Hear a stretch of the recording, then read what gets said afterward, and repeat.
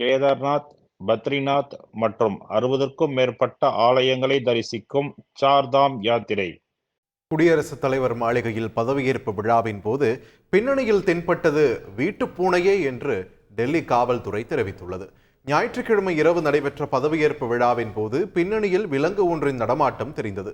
இதையடுத்து அது கொடிய விலங்கு போல் இருப்பதாக சில ஊடகங்களிலும் சமூக ஊடகங்களிலும் செய்திகள் வெளியாகின. இதற்கு மறுப்பு தெரிவித்துள்ள டெல்லி காவல்துறை, நிகழ்ச்சியின் போது தென்பட்டது சாதாரண வீட்டுப் பூனைதான் என்றும் வதந்திகளை நம்ப வேண்டாம் என்றும் கேட்டுக்கொண்டுள்ளது.